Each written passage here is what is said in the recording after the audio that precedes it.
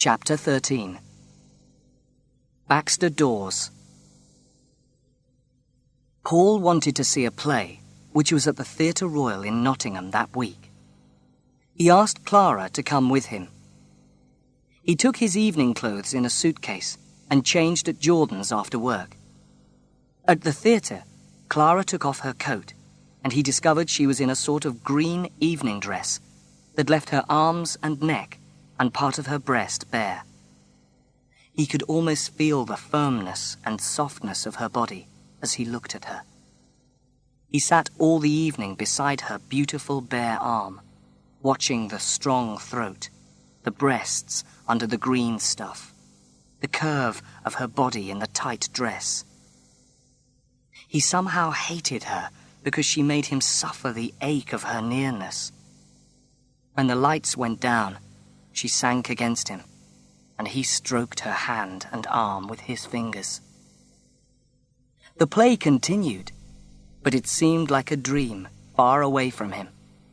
The reality was Clara, the white, heavy arms, the throat, her chest rising and falling. When all was over, the lights up, the people clapping, he came to himself. He helped her on with her coat. "I love you. You look beautiful in that dress," he whispered over her shoulder among the crowd of people.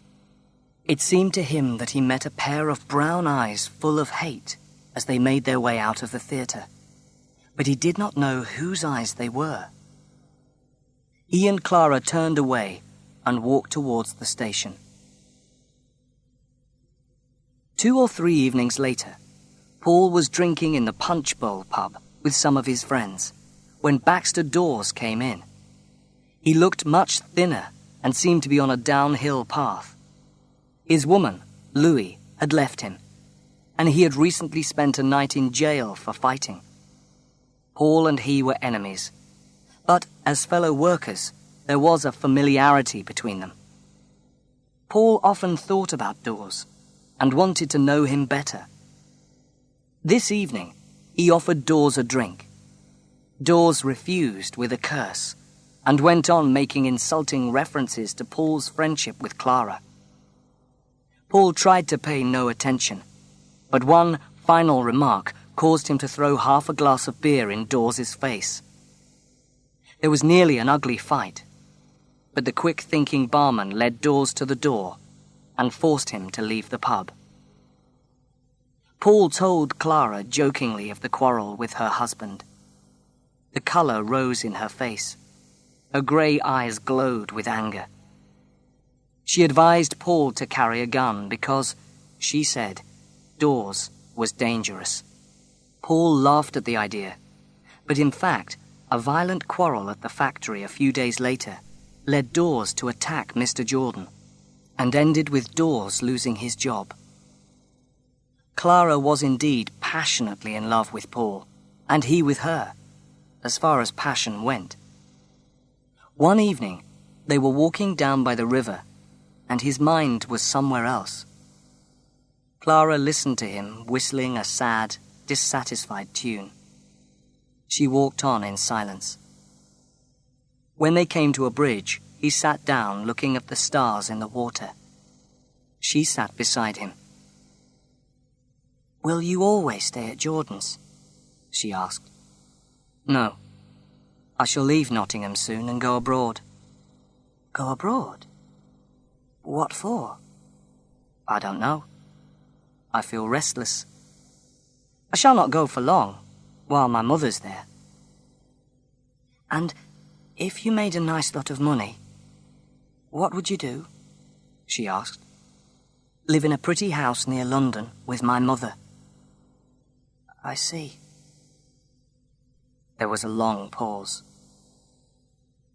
"Don't ask me anything about the future," he said gloomily. "I don't know anything. Just be with me now." She caught him passionately to her, pressing his head down on her breast. She could not mistake the suffering in his voice. And soon the struggle within him died away, and he forgot Clara was there anymore. Only a woman, warm and passionate there in the dark. And she gave herself to him. She knew how alone he was. When Paul came to his senses, he realized he was lying on the grass. The warmth he felt was Clara's breathing. What was she? A strong, strange, wild life, breathing with him in the darkness. After such an evening, they were both very still, having known the enormous power of passion. But Clara was not satisfied. He might leave her. She had not got him. For Paul, the fire of love slowly died away. He felt more and more that his experience had been impersonal, and not with Clara. He felt a great tenderness for her, but it was not she who could keep his soul steady. He had wanted her to be something she could not be. Once, when they were by themselves, he asked her, "Do you ever want to marry me?" "Do you want to marry me?" she replied.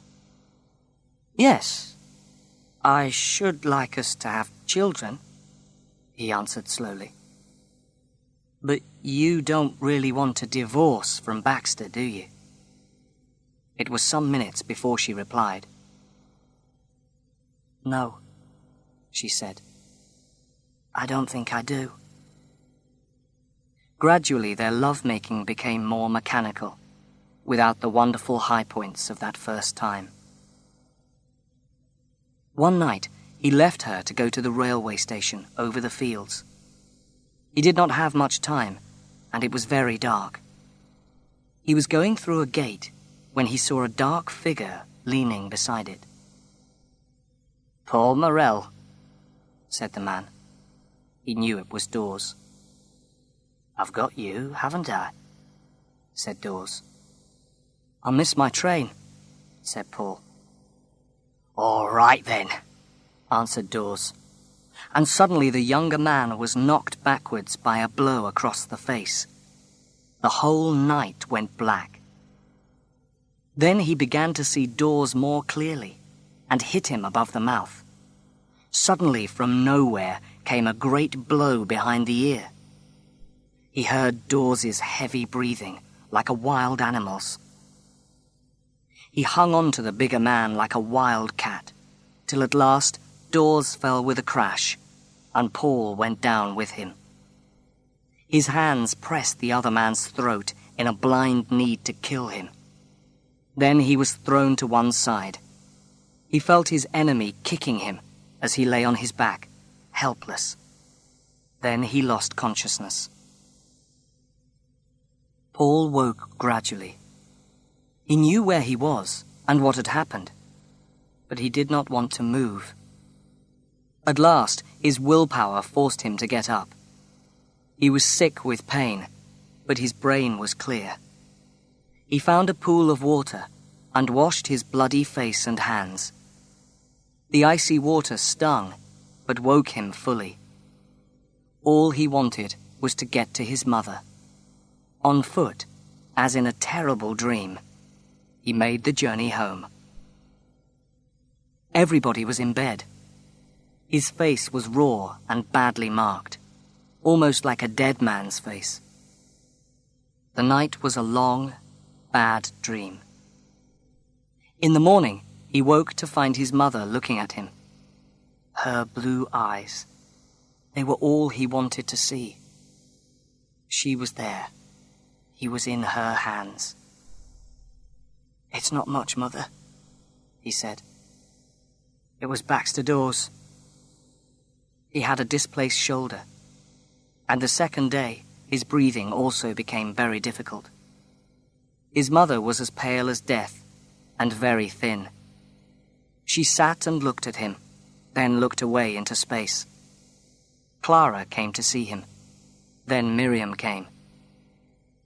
"You know, I don't care about them, Mother," he said. "I'm afraid you don't, my son," she replied sadly. People were told it was a bicycle accident, and soon he was back at work again. Life at an end. In May, Paul decided to spend 4 days in Blackpool with a friend. His mother went to stay for a week in Sheffield with Annie, who now lived there. Perhaps the change would do her good. Paul arranged to join them on the 5th day and stay in Sheffield till his holiday was over. His 4 free days passed enjoyably, without a worry or a black thought. On the 5th day, Paul ran up the steps of Annie's house, expecting to find his mother laughing in the front room. But it was Annie who opened the door. "Is Mother ill?" he said. "Yes. She's not very well. Don't upset her," Annie replied. "Is she in bed?" "Yes." A strange feeling came over him. He dropped his bag and ran upstairs. His mother was sitting up in bed. She looked at him, almost as if she were ashamed of herself. He saw her greyish colour. "Mother," he said. "I thought you were never coming," she answered brightly. But he only fell on his knees at the bedside and buried his face in the blankets, crying in pain. She stroked his hair slowly with her thin hand. "What is it, Mother?" he said at last. She said without looking at him, "It's only a lump, my boy. It's been there for some time." His tears rose up again. His mind was hard and clear, but his body was crying. "Where?" She put her hand on her side to show him. He sat on the bed and took her hand. "When did you get ill?" he asked. "It began yesterday," she answered. "You ought not to have travelled alone," he said. "As if that had anything to do with it," she answered quickly. "Now go and have your dinner. They're waiting for you." After dinner, he went into the kitchen to help Annie wash the dishes. Annie began to cry. "The pain she had yesterday. I never saw anyone suffer like it," she cried. "Leonard ran like a madman for Dr. Ansell. And when she got to bed, she said to me, 'Annie, look at this lump on my side. I wonder what it is.' And when I looked, I nearly dropped. It's a lump as big as an apple." I said, "Good heavens, Mother, whenever did that come?" "Why, child," she said, "it's been there a long time. She's been having these pains for months at home, and nobody looking after her." "But she's been seeing the doctor in Nottingham," she says. "And she never told me," he said. In the afternoon, he went to see Dr. Ansell, a wise, lovable man. "Can't you operate?" asked Paul. "Not there," said the doctor. "Might it be cancer?" "I don't know. I would like an examination by her regular doctor, Dr. Jameson. But you must arrange it. He will charge you not less than £10 to come all the way from Nottingham." Paul agreed to make the arrangement and went to see Dr. Jameson in Nottingham 2 days later. He was friendly, busy, kind. He agreed to come to Sheffield the next day, a Sunday. Paul went home to see his father. They now employed a little serving girl called Minnie, and she was looking after him. Paul had written him a letter to tell him about his wife, but his father was afraid to mention her. They ate in silence. "Well, and how is she?" asked the old miner at last. "She can sit up. We can carry her down for tea," said Paul. "You must go and see her next week, Father." "I hope she'll be home by that time," said Morel. "If she's not," said Paul, "you must come." Dr. Jameson came on the Sunday, as agreed, together with Dr. Ansell. The examination did not take long. Arthur, Paul, and Leonard waited nervously for the two doctors to come downstairs. They were told that an operation was impossible. Mrs. Morell's heart was too weak, but it might be possible to reduce the lump by using suitable drugs. Paul had to go back to work. On the Saturday, Walter Morell took the train to Sheffield. When he arrived, he looked lost. The old man came into the bedroom rather fearfully. "How do I find you, my girl?" he said, kissing her hurriedly and shyly. "Well, I'm half and half," she replied. "I can see you are," he said, looking down on her. Then he wiped his eyes with his handkerchief and sat looking at her, almost as if she was a stranger. Mrs. Morell did not change much. She stayed in Sheffield for 2 months. At the end of that time, she was, if anything, rather worse, but she wanted to go home. So they got a motor car from Nottingham, because she was too ill to go by train. Morell knew she was coming. He had the front door open.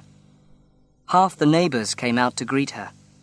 Mrs. Morell, smiling, drove home down the street. They saw her smile and nod. It was a great event in Bestwood. Morell wanted to carry her inside, but he was too old. Arthur picked her up as if she was a child. They put a big, deep chair near the fire, where her old chair used to stand. When she was unwrapped and sitting down and had drunk a little wine, she looked round the room. "Don't think I didn't like your house, Annie," she said. "But it's good to be in my own home again." And Morell added in a shaky voice, "It is, girl. It is." While Paul was in Sheffield, he heard from Dr. Ansell that a man from Nottingham was in the local fever hospital. He was none other than Baxter Dawes. Paul decided to visit him. It appeared that Dawes had come to take up work in Sheffield, but after only a day or two had fallen seriously ill. Paul told him about his mother's illness and offered to visit him again when he returned to Sheffield. Back in Nottingham, he told Clara about Dawes. She seemed very upset by the news. "Is he very bad?" she asked guiltily. "He has been. He's improving now."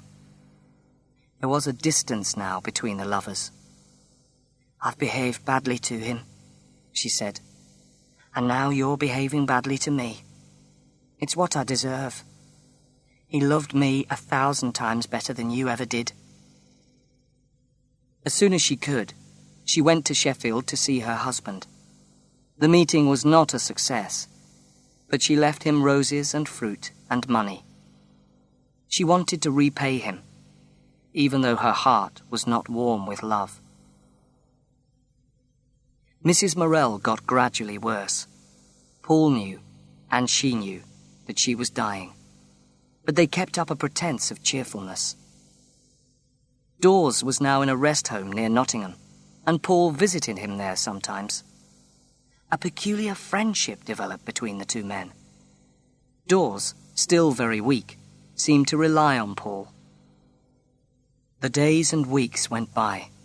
December came, and some snow. Paul stayed at home all the time now. They could not afford a nurse, so Paul shared the nursing with Annie.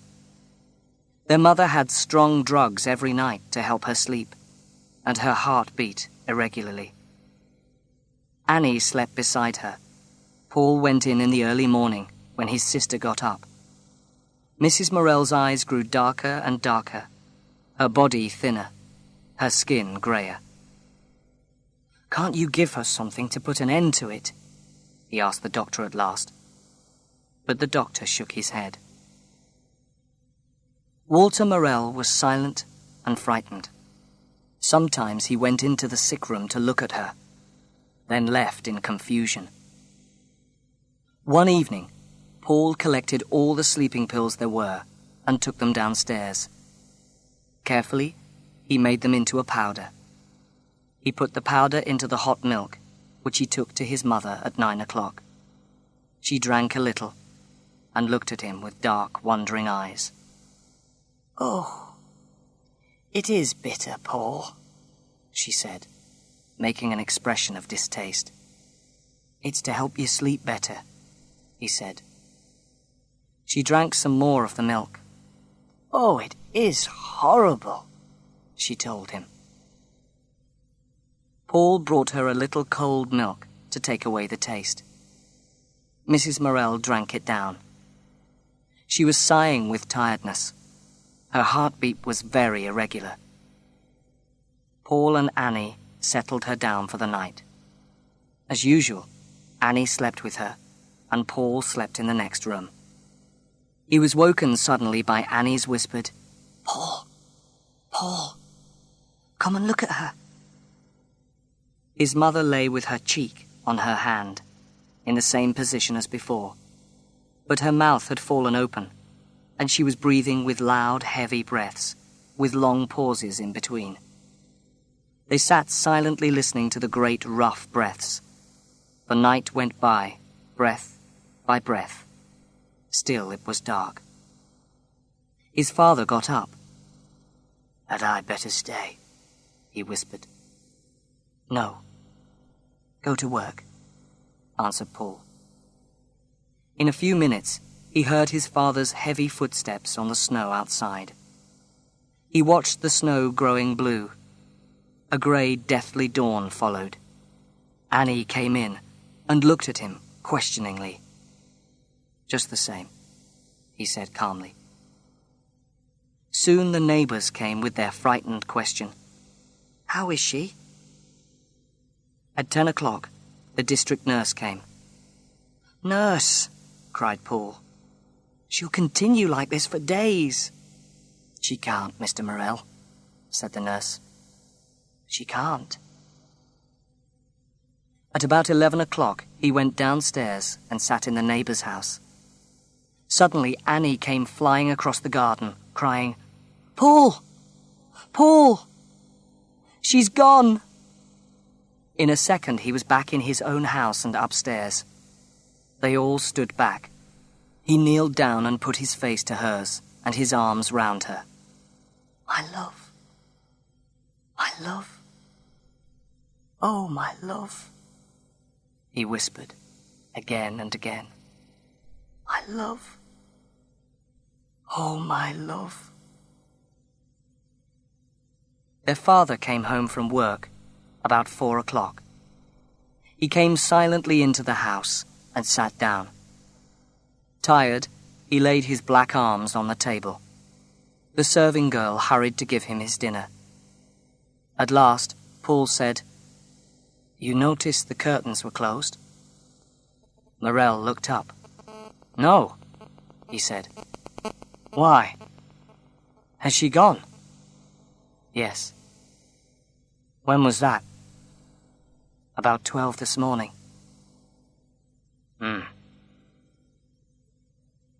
He ate his dinner, washed, and went upstairs to change. In a little while, he went out. Paul went to get the doctor's certificate and to tell the men to come and measure for the coffin. When he got back, about 8 o'clock, the house was empty, except for her. Her room was cold, but had been warm for so long. She lay high on the bed. The shape of the covering from the upright feet was like a clean curve of snow, so silent. With a candle in his hand, he bent over her. She lay like a girl asleep and dreaming of her love. Only the hair as it curved back from her face was mixed with silver. After 2 days, the relations came for the funeral, and the children had to welcome them. They buried her next to William in a terrible storm of rain and wind. The wet earth and all the white flowers shone with rain. Annie held Paul's arm and leaned forward. Down below, she saw a dark corner of William's coffin. The wooden box sank steadily. She was gone. The rain poured down. and the crowd in black, with their umbrellas, turned away. The burial ground was empty under the pouring rain. Paul went home and kept himself busy passing round drinks to the guests. His father sat in the kitchen with Mrs. Morell's relations and cried, saying what a good woman she'd been and how he'd tried to do everything he could for her. Paul hated his father for his self-pity. Chapter 15. The Death of Hope. Paul felt lonely and defeated. His mother had really supported his life. He wanted someone to help him, of their own choosing. But Clara was not strong enough for him to hold on to. She wanted him, but did not want to understand him. If no one was willing to help him, he would go on alone. Baxter Dawes was almost completely recovered from his illness. He had found a job and a place to live in Sheffield. He was going to start work on Monday. Paul knew that his own relationship with Clara was over, and that she would go back to Dawes. She did, in fact, go with her husband to Sheffield, and Paul scarcely saw her again. There was little affectionate feeling between father and son. As there was no one to keep the home together, and as neither of them could accept the emptiness of the house, Paul took a room in Nottingham, and Morell went to live with a friendly family in Bestwood. Paul's life had fallen to pieces. He could not paint. At work, there was no Clara. There was nothing left. Everything seemed so different, so unreal. There seemed no reason why people should walk along the street, or why houses should stand in their places. The most real thing to him was the thick darkness of night. That seemed whole and meaningful and restful. Sitting alone in his room, he heard two voices in his head. What am I doing? Destroying myself. That's wrong. Why wrong? She's dead. What was it all for? Her struggle. You're alive. You've got to stay alive for her sake.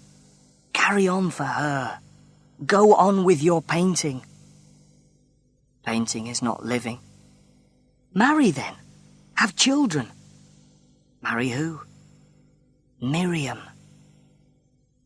But he did not trust this answer. Always alone, his soul swung first to the side of death, then stubbornly to the side of life. The real disaster was that he had nowhere to go, nothing to do, nothing to say, and was nothing himself. He felt completely disconnected from other people. He went by chance to church one Sunday evening, and there was Miriam, a few rows in front of him. He found her outside after the service. "What are you doing in town?" he asked. "I'm staying at my cousin Anne's, just till tomorrow." He invited her to come back to his room for supper. They took the bus, and scarcely spoke until they reached his place, on the edge of town. In his room, supper was laid. Paul made coffee. Miriam told him shyly that she was going to train as a teacher at Broughton College. "I suppose you're glad," said Paul. "Very glad." "Well, you'll find earning your own living isn't everything." After supper, they sat by the fire facing each other. "You've broken off with Clara?" Miriam asked. "Yes." "You know," she said, "I think we ought to be married." "Why?" "You're wasting yourself like this." "I'm not sure," he said slowly, "that marriage would be much good. You want to put me in your pocket, and I would die there." "What will you do instead?" she asked. "I don't know. Go on, I suppose. Perhaps I'll go abroad." There was a long silence. "Will you have me to marry me?" he said, in a very low voice. "Do you want it?" she asked, deeply serious. "Not much," he replied with pain. "And without marriage, we can do nothing." "No," she said, her voice like a deep bell.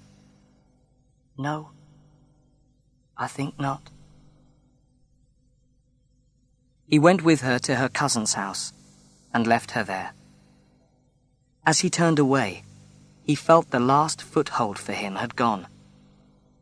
The town stretched away to the distance, a flat sea of lights. Behind him lay the country, with little points of light for more towns, the sea, the night, on and on. On every side, the enormous dark silence seemed to be pressing him into nothingness. And yet, though so small and unimportant, he was not nothing. "Mother," he whispered, in sharpest pain. "Mother." She was the only thing that helped him to remain himself among all this. And she was gone, a part of the earth again. But no, he would not give in. He straightened himself and closed his lips firmly. He would not take that direction, to the darkness, to follow her. He walked towards the distant noise, the glowing golden lights of the city. Quickly.